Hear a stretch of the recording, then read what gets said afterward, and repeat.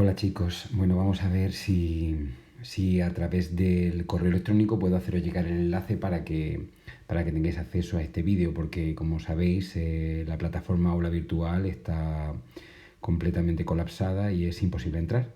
Así que vamos a ver si nos arreglamos bien por el correo electrónico. Bien, ya sabéis que el otro día la última clase que dimos fue referente al argumento de la Celestina. Aquí tenéis el material importantísimo, no solamente para la teoría, sino para que a partir de ahora, cuando hagamos un comentario de texto sobre la Celestina, que lo haremos recientemente, tengáis la información que necesitáis. Aquí tenéis un poco el resumen principal de todo lo importante de lo que hemos estado hablando y de algunas otras cosas que no nos ha dado tiempo a comentar en clase, pero que bueno, las tenéis aquí recogidas, ¿vale? Simplemente voy a explicar un poco el entorno de materiales que tenéis y nada, este material ya sabéis que tenéis que estudiarlo. Cualquier duda que tengáis cuando os pongáis a estudiarlo, pues ya sabéis, me mandáis un correo electrónico si a través de la plataforma no pudiésemos comunicarnos, que parece que de momento está siendo un problema.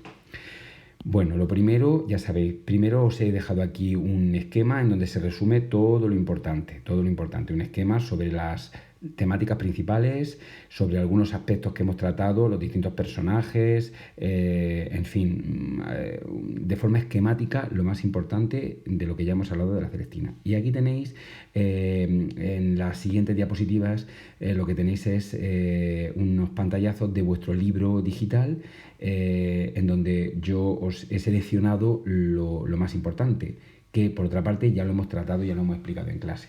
Así que cosas importantes que tenéis que tener en cuenta. Primero, la autoría, ya explicamos que es una obra que aparece en 1499, aunque tiene ediciones posteriores. La que conocemos, la actual, la edición completa, aparece en 1502, ¿vale? Primero fue la comedia, luego la tragicomedia, ¿vale?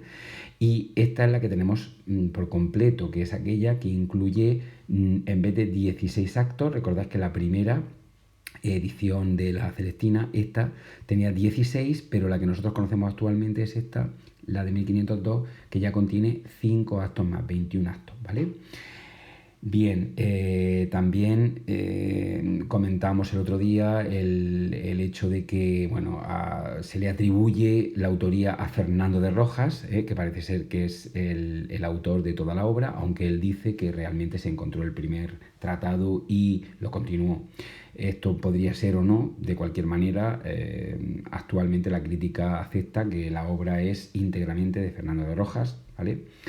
Y también sabemos que no lo pone en la portada por los problemas que le podría haber acarreado, por la cantidad de problemas morales y anticlericales, es decir, en contra de la Iglesia, que contiene esta obra que es tan moderna. Porque ya sabéis que una obra que utilice a una prostituta como protagonista, como antiheroína, nunca antes se había visto, ¿vale? Fue un libro, recordad, estuvo incluido, como ya os expliqué, en el índice de libros prohibidos, en el índice de libros prohibidos por la Iglesia Católica hasta bien entrado el siglo XVIII.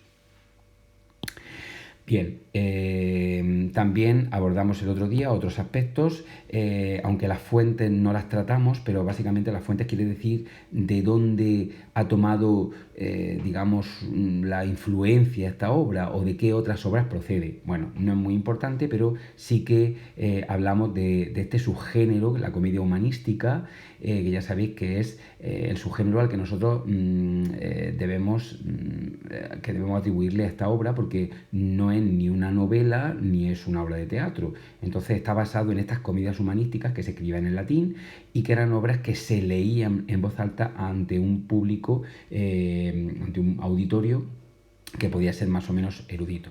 Y, por supuesto, tened en cuenta lo que ya comentamos sobre las novelas sentimentales. Estamos hablando de uno de los géneros más importantes del siglo XV, la novela sentimental. Y esta obra, aunque es una parodia, como veremos más adelante, realmente tiene muchos ingredientes de esta novela sentimental, ¿vale? También hemos hablado del género. El género literario, ya sabéis, no es en sentido estricto una obra de teatro, puesto que estamos hablando de que es una obra muy extensa, ni tampoco es una novela, porque parece una obra de teatro. Por lo tanto, el género principal al que deberíamos ascribirla es a la novela dialogada, que procede de estas comedias humanísticas de las que ya comentamos el otro día. Es un género típico de la literatura latina medieval. Sobre el argumento de la obra ya hablamos largo y tendido en la otra clase, ya os comenté pormenorizadamente cuál es el argumento. Aquí tenéis simplemente muy reducido, muy resumido los ingredientes básicos del argumento de la Celestina, ¿vale? Hay que destacar sobre todo en este apartado la temática, los temas principales de esta obra, que son temas típicamente del siglo XV. No olvidemos que la obra, que es una obra que está a caballo entre la Edad Media y el Renacimiento, es una obra que tiene muchos elementos medievales todavía, ¿vale? De hecho, la mayor parte del medievalismo de la obra radica precisamente en el tratamiento de muchos de estos temas. Uno de los temas fundamentales, además del amor, es la codicia. Fijaos que aquí os he destacado una frase que resume perfectamente el carácter, la personalidad de Celestina, y que precisamente será ese carácter y esa condición la que la va a llevar a la muerte. Celestina muere precisamente víctima de su codicia. En un momento determinado pronuncia esta sentencia, este dicho, este proverbio que es muy típico, el mundo de los refranes y los proverbios son muy típicos en boca de Celestina. Y dice ella: a tuerto o a derecho, nuestra casa hasta el techo. Quiere decir, a tuerto, esté mal, o a derecho, es decir, esté bien, nuestra casa hasta el techo. Viene a significar que da igual que lo que se vaya a hacer esté bien o esté mal, es decir, que sea moralmente aceptable o no. Por eso dice a tuerto es decir, lo que está torcido, o a derecho, lo que está bien hecho.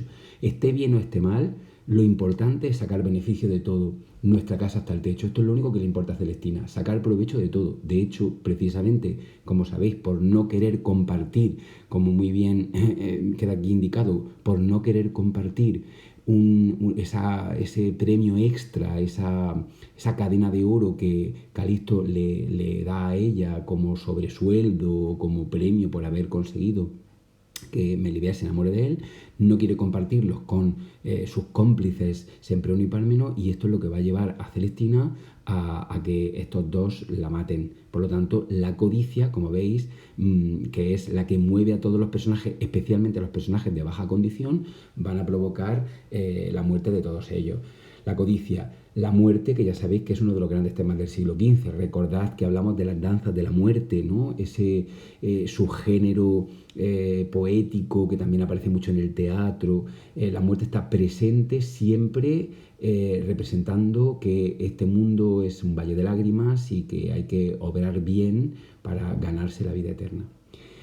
Y luego, por supuesto, los temas del amor. El amor que se presenta de distintas maneras en esta obra. No se habla de una sola manifestación del amor. Hablamos del amor como enfermedad. Entendemos que Calisto al principio se muestra como un enfermo del amor, más como un obsesionado, como un rijoso, dijimos el otro día en clase, como un obsesionado del amor. También aparece el amor sensual. No olvidemos a qué se dedican Celestina y sus ahijadas Elicia y Areusa. No olvidemos que son prostitutas, por lo tanto la sensualidad, el amor sensual, carnal, está presente. Y también está el amor sincero. Ya hablamos el otro día de Melibea, que es el único personaje coherente de la obra, realmente es la única mujer moderna de la obra, en tanto que realmente ella sí que está enamorada de Calisto, hasta el punto de suicidarse cuando se da cuenta de que su amado ha muerto. Por lo tanto, fijaos cómo el amor se presenta en distintas facetas, diferentes facetas. Y por supuesto la muerte que al final va a ser el pago que van a tener todos estos personajes precisamente por ser codiciosos, lujuriosos o por dejarse llevar por la pasión. A fin de cuentas, es una obra que lo que encierra, igual que el libro de Buen Amor, es el hecho de que si uno no sigue las reglas morales de esta forma de concebir el mundo en la Edad Media, pues al final terminará condenándose. Y la muerte va a ser una muerte terrible para todos ellos. Va a ser el final de todos estos personajes que se mueven por el amor loco, por la codicia.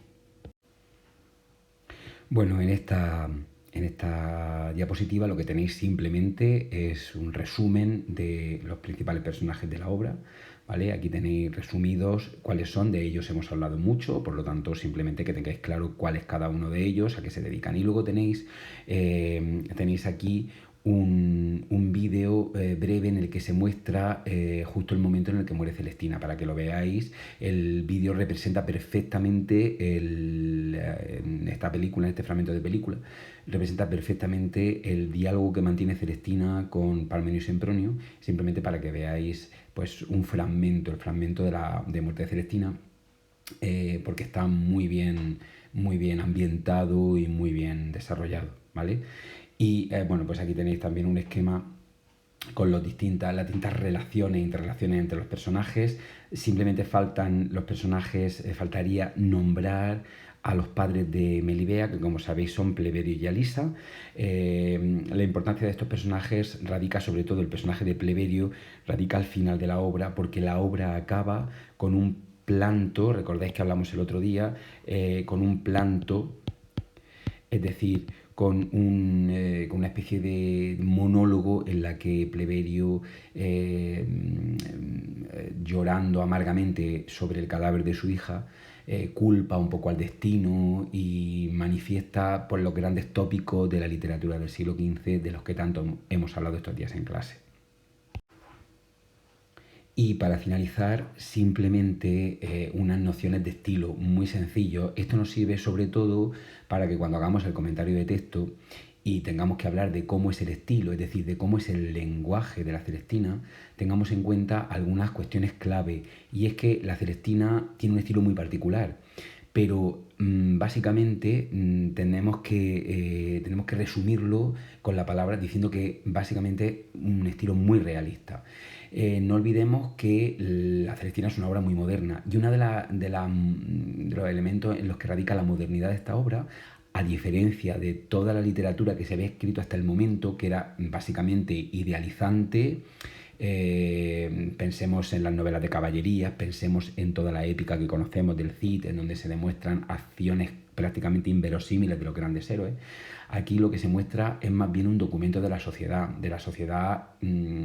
medieval castellana.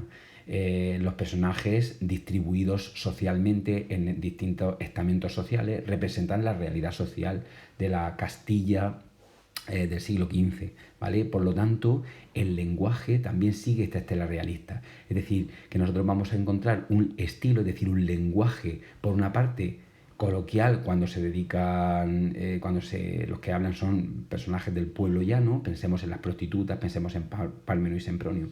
Y también encontraremos, por otra parte, un lenguaje mucho más elaborado, mucho más culto, una variedad social, culta, elevada, que la vamos a encontrar cuando escuchemos a los nobles, a Calisto, a Melibea, incluso a los padres de Melibea, ¿vale? Los personajes van a emplear muchísimo, y esto es muy típico, por ejemplo, de Celestina, proverbios y sentencias. Para que lo entendáis, los proverbios y las sentencias son refranes, frases sentenciosas. Celestina constantemente utiliza refranes, como ese que hemos visto unas diapositivas atrás, ¿vale? Y luego, claro, es importante que tengáis en cuenta que, aunque esto no es una novela de teatro al uso, sí que tiene forma de novela de teatro, por lo tanto, perdón, de obra de teatro. Por lo tanto, vamos a encontrar aspectos típicos y la utilización de elementos que son típicamente de la obra de teatro. Los apartes, que se realizan, por ejemplo, aquí tenéis un ejemplo en el que Sempronio, el aparte indica que el personaje con el que dialoga no lo escucha. Es una parte que se dirige al público, solo el público va a escuchar, no lo escucha.